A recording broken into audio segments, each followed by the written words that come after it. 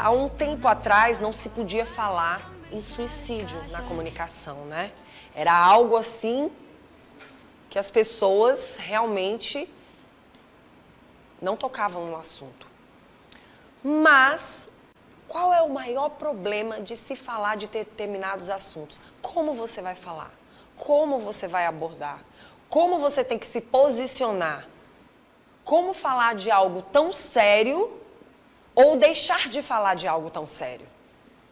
Eu acho que o importante é sim falar, mas não para incentivar, ao contrário, para a gente poder falar que a vida vale muito, que a tua vida vale muito, vale tanto que é uma das maiores dores que o ser humano pode sentir na vida, é a dor da saudade. Onde você não pode mais pedir perdão, onde você não pode mais chegar e dizer o quanto você sente amor, o quanto você... Era tudo besteira, tudo aquilo que aconteceu. Eu não queria ter dito aquilo, eu queria não ter falado aquilo. A vida é muito preciosa. A tua vida vale muito. A nossa vida vale muito. E às vezes, como a gente abriu o programa hoje, uma coisinha pode significar algo gigantesco. E a gente tem que ter muito cuidado, porém, nós temos que trabalhar esse lado vida de uma forma muito grande, valorosa. Mas a gente também não pode deixar de falar de assuntos que para mim pode ser muito pequeno, mas para você pode ser gigantesco. Assim como uma pequena dificuldade para o olhar do outro vai dizer, nossa, mas isso foi uma besteira. Para você. Para mim não, é um outro olhar. E nós temos que saber lidar com o ser humano respeitando seus limites, suas condições e até onde podemos chegar e até onde essa pessoa também pode chegar, ouvindo o que você tem para falar ou vice-versa. Temos que entender que cada pessoa é uma história, cada pessoa é uma emoção, cada pessoa tem uma personalidade, um caráter diferente uns dos outros. E a vida vale muito. E é por isso que a partir de hoje, durante esse mês de setembro, nós estaremos aqui no Bom Dia, aqui na UDIA TV, falando desse assunto tão sério. E um assunto que precisa ser conversado, sim, de forma séria e responsável. E a gente convidou hoje Carlos Alexandre, que é médico psiquiatra, para que a gente pudesse iniciar esse mês de setembro falando sobre o assunto, entendendo sobre o assunto e também observando alguns detalhes que são importantes para a gente lidar. Porque o mês de setembro está aí para alertar, está aí para falar do mês da prevenção, tá? Mas é o ano inteiro, é o ano inteiro. O mês é um alerta, mas é o ano inteiro de cuidado, de amor, de zelo, de admiração. Você já admirou quem está do teu lado hoje? Porque um dia tu admirou. Você já valorizou quem está do teu lado hoje? Você já parou para pensar que uma conversa na hora certa, no momento certo, de um jeito certo, pode valer ouro? Pode valer ouro. E é assim que a gente quer começar o programa hoje, com um quadro que vai acontecer dentro do Bom Dia e dentro do nosso sistema, o Dia de Comunicação, que é falando sobre a prevenção ao suicídio, que começa agora. Setembro Amarelo. Entender e ajudar a prevenir é um papel de todos. Apoio Governo do Piauí. A gente começa hoje esse bate-papo, essa conversa. Estamos aqui com o psiquiatra Carlos Alexandre, que aceitou o nosso convite. Sabemos que numa segunda-feira conseguir um psiquiatra para vir para o nosso programa é uma bênção de Deus, porque a gente sabe da responsabilidade de vocês, da agenda de vocês. Desde já eu agradeço pela oportunidade de estarmos conversando sobre algo tão sério e que não pode ser conversado nem falado de qualquer jeito, mas com total responsabilidade. E no Setembro Amarelo, nós iniciamos essa conversa falando da importância do mês de prevenção ao suicídio. Não é isso, doutor? Isso. Seja bem-vindo. Obrigado, bom dia a todos. Também gostaria de agradecer a oportunidade. É sempre importante a gente falar de saúde mental. E como você disse, é o ano inteiro, não só o mês de setembro. Sim. Tá? Vamos iniciar falando dessa importância. Nunca foi tão difícil abordar um assunto como esse. É um assunto sensível, é um assunto totalmente responsável e que cabe a todos nós ter sensibilidade para saber tratar do assunto. Doutor, a gente tem que ser realista em dizer que nesses 3 anos que se passaram, mais de 3 anos da pandemia, foi um chocar do que veio, do que não sabíamos o que era, o que significava. E muitas pessoas se chocaram e perceberam que a vida vale muito. Mas algo aconteceu, que foi com a saúde mental das pessoas. Acho que as pessoas estavam muito acostumadas, principalmente aqui no Brasil, a lidar com situações talvez não tão difíceis como a pandemia. A gente viveu anos e anos e anos e não se falava tanto de assuntos assim, tão sério no mundo inteiro, né? E o brasileiro gosta de brincar, de se divertir. O brasileiro, ele não tem, na verdade, o costume com tanta dor, com tanto sofrimento, com tantas mortes, né? Que é um assunto que a gente tem que falar.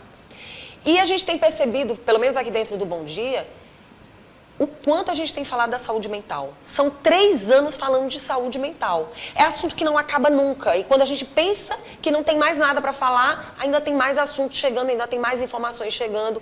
E a gente precisa trabalhar principalmente dos nossos jovens, dessas crianças que aí estão, dos nossos adolescentes, dessa geração, que as pessoas costumam dizer que é uma geração cristal. Mas é muito preocupante essa frase, geração cristal. Eu acho que a gente tem que ter muito cuidado com isso, porque não é bem assim. Acaba generalizando toda uma sociedade de crianças e jovens que não vivem isso. E aí eu queria muito que o senhor falasse dessa conscientização da saúde mental, da prevenção ao suicídio nesse mês de setembro, que muitas vezes as pessoas não gostam de abordar, elas têm medo de abordar. Como abordar, como falar da importância e como falar dessa saúde mental que tem sido relatada durante tanto tempo nos últimos anos? Bom, primeiramente o Setembro Amarelo, né, uma campanha que foi criada em 2015, uma parceria da ABP, que é a Associação Brasileira de Psiquiatria, juntamente com o CFM, que é o Conselho Federal de Medicina, que visa a prevenção, tá, desse ato que é o suicídio. Realmente o que mais tem impacto aí é o preconceito, são os dogmas, os tabus e os paradigmas com relação à doença mental, ao sofrimento psíquico. A literatura nos mostra que 97% dos casos de suicídio, o indivíduo, o paciente, sofre com um transtorno mental por trás, tá? Ou seja, ninguém comete suicídio por impulso. Tá? Porque descobriu uma traição, porque teve perdas financeiras, falência. Não.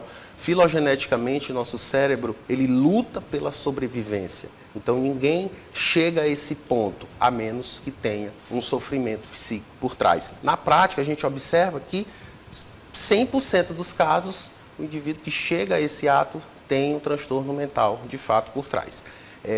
E esses dogmas, paradigmas, o preconceito atrapalha, porque o indivíduo às vezes tem aquele sofrimento, não busca ajuda. E a gente tem que deixar uma mensagem aqui que doença mental não é fraqueza, não é frescura, não é falta de fé. Tá? O cérebro, como eu costumo dizer para os meus pacientes, ele é um órgão e ele pode adoecer. E ao adoecer, ele dá sintomas. E um dos sintomas é o pensamento suicida, a ideação suicida, que isso denota o quê? Uma gravidade desse transtorno mental que aquele paciente está por trás. Tá? Quando você fala o que fazer e como identificar, o primeiro passo ao identificar uma pessoa que tem um risco, tá, é o ouvir, é saber ouvir. Tá? Você tem que pegar aquela pessoa, levar para um ambiente tranquilo e fazer com que ela perceba que você realmente está dando importância, tá? Desligue seu celular, tá? E se colocar no lugar. Evitar frases diretas, como, por exemplo, isso vai passar, você é forte, né? Porque o paciente pode entender, a pessoa pode entender, nossa, eu realmente sou fraco. Tá? Porque eu estou pensando isso. E a gente tem que analisar como um todo e entender que isso é uma doença e tem tratamento. Alguns sinais podem acontecer. Como é uma dimensão muito grande, é multifatorial, nem sempre os pacientes, as pessoas que estão né, apresentando esse tipo de pensamento, está tendo esse risco, eles vão exteriorizar isso, externar, tá? Mas alguns sinais podem aparecer, de fato, como frases, como eu desisto, eu não vou conseguir, sinais de desesperança, embora aquela pessoa esteja realmente passando por um momento de estresse, né, um problema no trabalho, um problema de ordem pessoal, mas como eu disse, filogeneticamente, nosso cérebro ele luta pela sobrevivência e não pensa em tirar a própria vida. Doutor, o senhor tocou em vários pontos importantes e necessários da gente lidar nesse exato momento.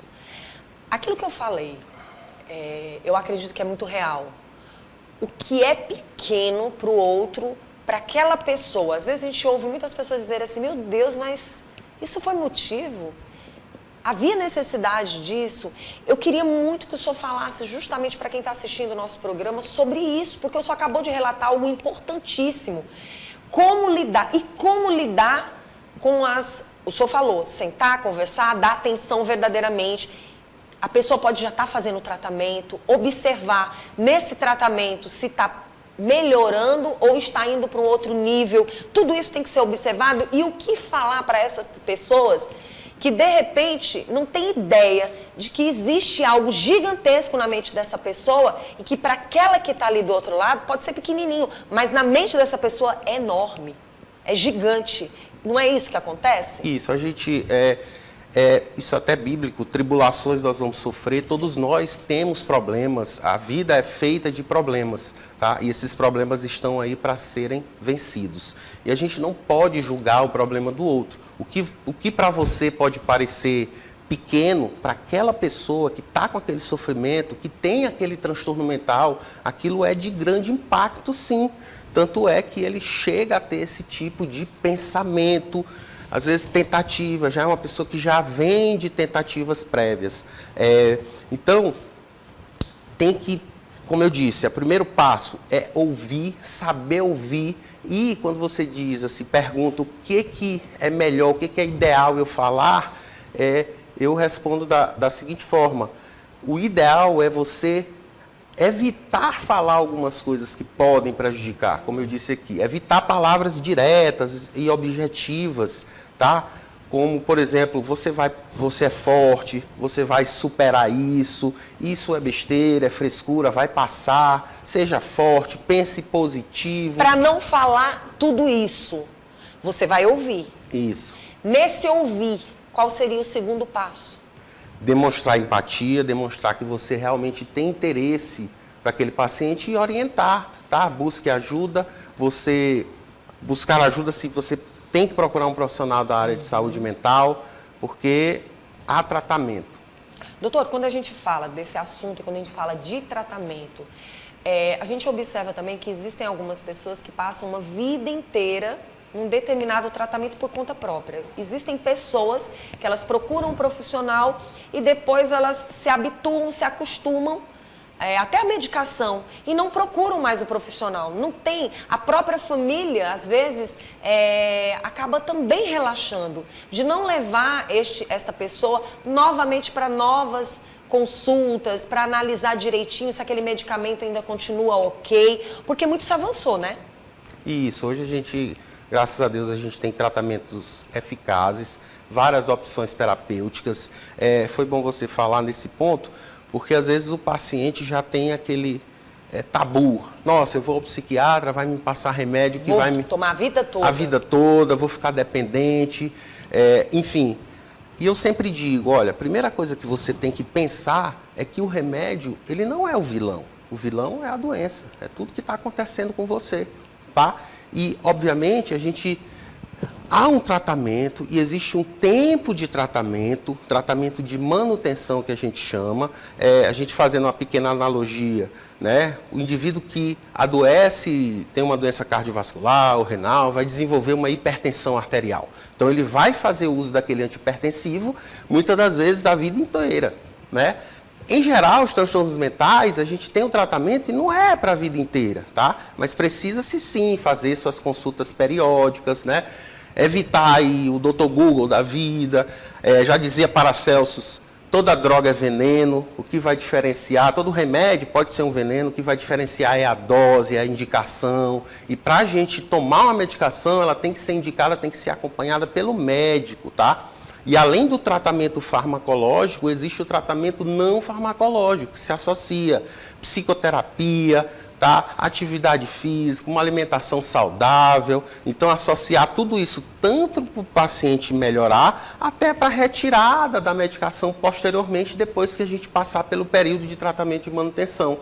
É mais fácil a gente conseguir tirar a medicação daqueles pacientes que realmente fizeram terapia, mantiveram uma rotina de atividade física regular, uma alimentação saudável, evitar o uso de álcool e outras drogas, tabagismo e etc., do que aquele paciente que fica só no remédio e faz tudo errado.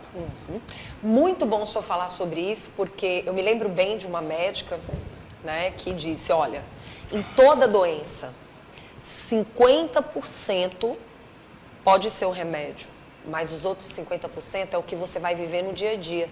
Quando o senhor fala de exercício físico, realmente é importante. Quando a gente fala de uma terapia, seja com música, seja com canto, seja com um psicólogo te acompanhando, mas tudo que vem para somar e fazer com que você se liberte desse problema mental, vai lhe trazer saúde. Porque às vezes a pessoa, não, vou tomar remédio e vou me limitar a não fazer mais nada. É o contrário.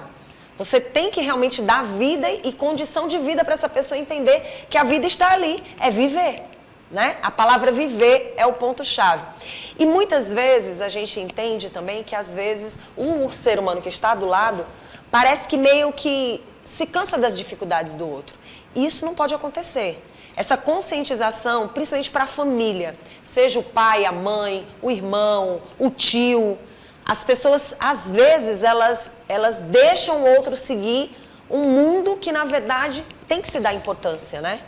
Porque, às vezes, a pessoa vai ficar no mundo dela e você acha que está tudo mil maravilhas e não é bem assim. O extrovertido, ou, as pessoas dizem, a pessoa quieta, é mais fácil de você saber que algo não está bem do que aquela pessoa que é extrovertida. E não existe isso, né, doutor? Isso, a pessoa pode apresentar alguns sinais. Por exemplo, existem alterações psíquicas em que o indivíduo eleva o humor, no caso do transtorno afetivo bipolar, que é uma das grandes causas aí de suicídio, tá? Onde o indivíduo vai ter aquele humor mais elevado. Então, tudo bem, a pessoa já era um pouco mais extrovertida, mas eu estou percebendo que está mais inquieto, mais agitado. O sono é um marcador muito importante. De repente, a pessoa não está quase mais dormindo, está tendo insônia, está falando mais, está com umas atitudes, às vezes, até de impulsividade ou compulsividade, gastando mais do que o normal, algo que chama atenção. Quer dizer, mudou o comportamento, mas, né,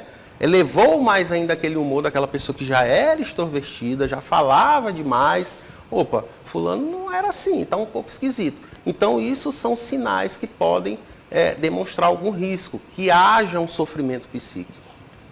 Bom, nessa conscientização, nesse praticamente, primeira semana do Setembro Amarelo, o que a gente pode falar para as pessoas que estão acompanhando, principalmente aquelas pessoas que se dizem ajudar também, até em redes sociais, né? Eu acho que esse é um momento muito importante, doutor, da gente chamar a atenção da população, não só quem tem o seu familiar, não só quem tem seu amigo, mas se importar com a sociedade em geral. Porque é impressionante que a gente percebe que uma das coisas que mais traz problemas para o ser humano é o que o outro pensa a respeito do próprio, né? Isso. E isso é algo que eu queria muito que o senhor pudesse chamar a atenção da sociedade, porque eu sei que, de alguma forma, o que nós estamos conversando aqui repercute nacionalmente. E a gente precisa chamar a atenção para esse outro lado. A tua responsabilidade é muito grande ao outro, né? Isso, e a gente tem que ter cuidado. Hoje, eu estava até conversando sobre isso há pouco, com a internet, né, as redes sociais vieram contribuir para muita coisa. Só que tem que ter cuidado aí em passar vídeos, histórias de quem cometeu o suicídio, tá? A gente às vezes olha aí nos grupos de WhatsApp, vídeos, né, relatos, então tem que ter muito cuidado. A imprensa pode ajudar muito nisso, tentando não sensacionalizar, não dramatizar, tá? Porque isso pode até induzir a pessoas que já vêm nesse sofrimento. Pode ser até um gatilho para isso. Então tem que ter muito cuidado. E, como você falou, as pessoas têm que se ajudar, têm que notar sinais, né, daqueles pacientes, se mudar o comportamento. Às vezes o paciente começa a ter uma mudança ali de repertório, começa a ficar mais calado, tá? Começa a soltar frases ali como não vai dar certo, não vou conseguir. Às vezes começam a fazer despedidas, o paciente, as pessoas percebem e tem que buscar ajuda. Se precisar, busque ajuda, que até um tema desse ano, é a frase desse ano de 2023, da campanha Setembro Amarelo. A gente tem que encarar o suicídio como uma emergência médica. O familiar pode estar ligando, inclusive, para o SAMU. Existe a Central de Valorização à Vida, que é o número 188, que o paciente pode, a pessoa pode também estar ligando, tá? Vários psicólogos ali, de uma certa forma, online, conversando, né? Porque a gente percebe que... A gente sabe, doutor, que não tem sido fácil nos últimos tempos. Eu acho que vocês nunca foram tão procurados como nos últimos tempos. Tanto os psiquiatras, neurologistas, como também os psicólogos, que ajudam nessa ferramenta, né, de tratamento psicológico, onde eles não podem medicar, mas, obviamente, o psiquiatra sempre cria essa relação muito importante, né, de vocês médicos com os psicólogos, para que a terapia realmente venha ajudar. E isso é algo extremamente positivo. Mas o senhor falar a respeito desta forma de se comunicar, buscando essa ajuda, se faz necessário. E achei muito bom quando o senhor fala a respeito das pessoas não tirarem proveito do mês, né, do Setembro Amarelo, para, desculpa a palavra certa, ridicularizar algo tão sério, porque são vidas. Vidas que a gente quer que se mantenha vivo, né? Que esteja perto de nós. Então, assim, esses detalhes que o senhor falou, eles são muito importantes. Eu sei que por mais difícil que seja para o outro, mas a gente percebeu que muito tem acontecido. O que falar de tantos transtornos que a gente tem ouvido falar e que a gente tem observado que tem acontecido? Porque para o psiquiatra é algo mais clínico, né, doutor? Até chegar realmente a um diagnóstico certo. Eu queria muito que o senhor falasse sobre isso, esses transtornos que têm aparecido, como as pessoas devem lidar com isso. Como eu disse, assim, pessoa que comete esse ato ou que pensa em tirar a própria vida, há um transtorno mental por trás. A literatura nos descreve aí 5 principais: a depressão, tá? A gente tem os transtornos de humor bipolar, transtorno por uso e abuso de substância, álcool e outras drogas, transtornos de personalidade, transtornos ansiosos graves, tudo isso pode acarretar.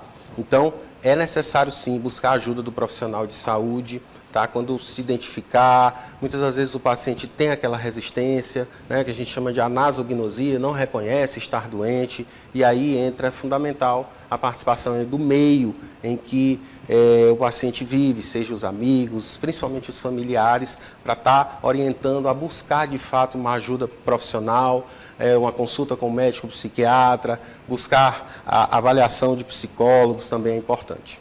Tá certo. Doutor, eu quero agradecer e dizer que os psiquiatras, né, os profissionais vão estar neste mês, com certeza, orientando. Seria muito bom, doutor, já que a gente está conversando com o senhor aqui, é o nosso primeiro convidado, né, desse quadro, chamar a atenção dos nossos médicos psiquiatras sérios, que levem essa responsabilidade, ensinando até através das suas próprias redes sociais como abordar e como ter cuidado e zelo com dicas importantes, porque hoje em dia a gente vê muitos não comunicadores nas redes sociais, a gente vê muitos não médicos se comportando como médicos nas redes sociais. Isso é muito sério.